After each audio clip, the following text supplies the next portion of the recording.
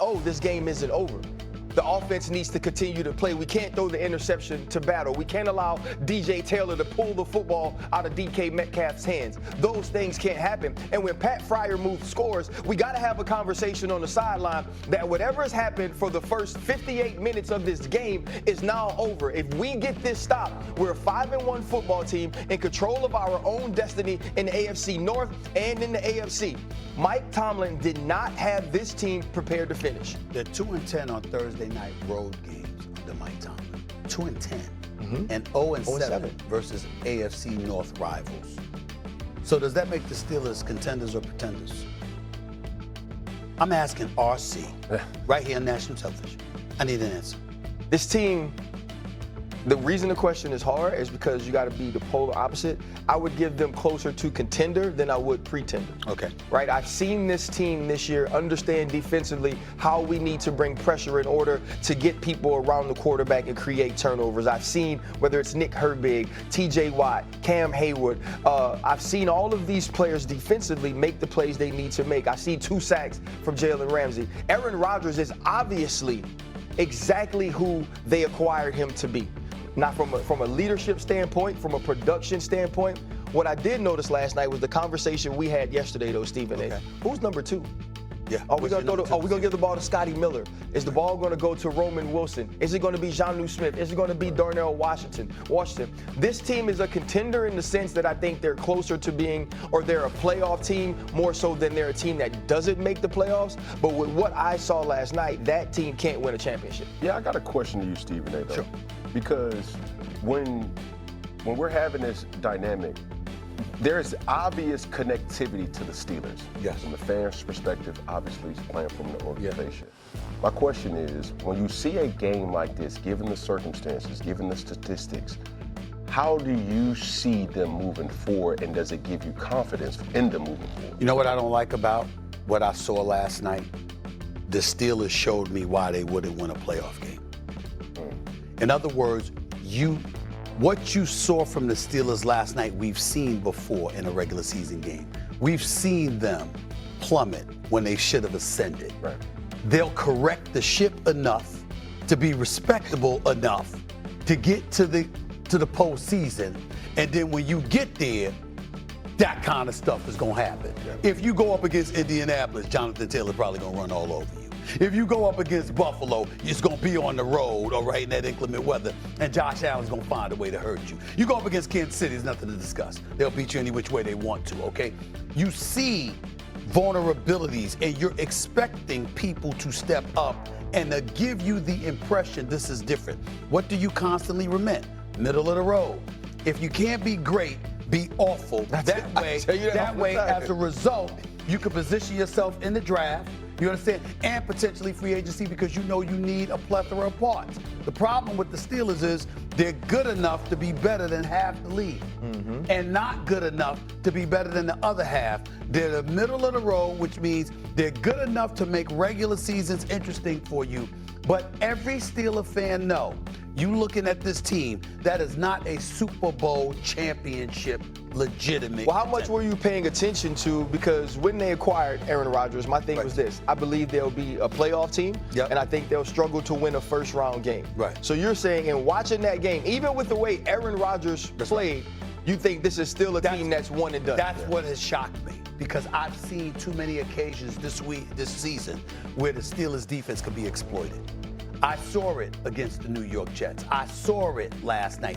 I'm seeing teams moving the ball and being able to get what they need when they need it. Right. You know, one of the things that was great about the Ravens with Ray Lewis and those boys was that they were going to find a way to stop you. We're not having it. And the Steelers at that time, when they had to go up against the Ravens, even though it was sporadic, it was inconsistent, there were seasons when you knew the Steelers defense going to show up. Yeah. Are you going to get something offensively, Big Ben? Are you going to do something? You're going to do something, Antonio Brown? What y'all going to do? But you knew the Steelers defense would answer the call. We don't see that from this team this year. Yeah. Man, my question now goes to you, RC, because from a player's perspective or from the fans' perspective, as you're watching this game, when you see your guy giving up the play, like, speak to the fans that see a guy like Jalen Ramsey, who I have the utmost respect for as a dog, but he's getting beat. No, it's disappointing because the biggest thing is he got beat on 2 fade balls. Yeah. Right? And that's what he does, right? He understands how to play the ball. He can press at the line of scrimmage. You get the Jamar Chase, what he tried to play as a push-off, now Jamar scores the touchdown. Yeah. Right? And then late in the game, T. Higgins, he's trying to lean into T. Higgins, and then T. Higgins scores. It almost feels to me, because he is so special, because he is so talented, because he can do so many diverse things from an intellectual standpoint, he might be doing too much. This is a guy that's played free safety, that's played nickel, that's played dime, and that's played outside corner. And so now on a night when you're facing, he did all those things. Excuse me for interjecting. All those things since he's been the Steeler. He's done all those things since he's been the Steeler. In the first game against the New York Jets, he opens the game with the tackle on Breece Hall from the middle of the field, right? He plays the nickel spot, and then later on, and he has a tackle for loss on Garrett Wilson, and then late in the game, the big hit came from the corner position.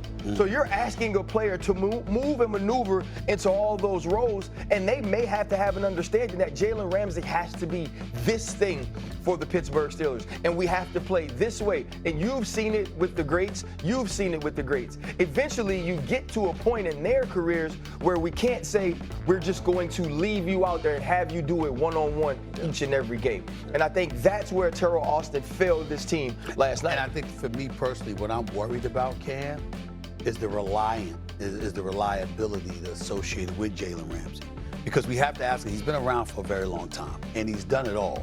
It's not to say that the brother still can't play and he still can't do good things, but is he what he used to be? Because I don't see last night happening to a younger Jalen Ramsey. But you got Darius Slay as well, too. He got banged. So Slay got banged up last night, right? And so they had to insert Eccles. So now they had Eccles playing the nickel, and then we had Joey Porter Jr. and Jalen Ramsey on the outside. But that was also the whole point about all of these acquisitions, right? You felt like Joey Porter Jr. was a guy. Last year, he traveled with the one.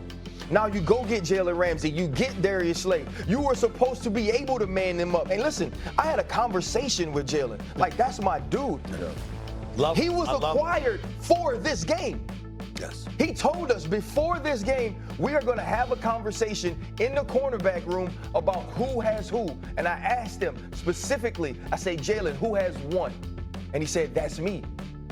And I believe he can do it. He believes he can do it. Obviously, Mike Tomlin, Terrell Austin believed he could do it. Right. So you got to do it when it's time. They believed he could do it before last night. It's not an easy. It's not past tense. Well, I'm not saying it's bad. I'm not saying it's bad. I'm not saying it's past tense. But here's why we got to be real. We have to understand why it's not past tense, or why it's not past tense.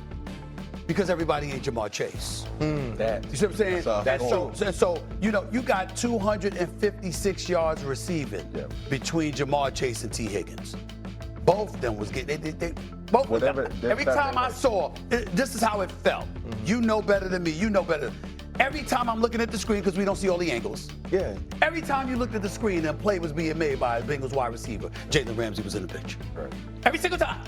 Every single time. Go back and watch it. Go back and watch. I'm not saying it was his fault. Please don't get me wrong. That's for football analysts to break down. Yeah. I'm telling you, watching the camera. You know, you're watching camera and you just see somebody getting out. They're right there. They're coming off their knees. They're coming off. You know what I'm saying? Right there. They kept showing up on the surveillance camera. I mean, we.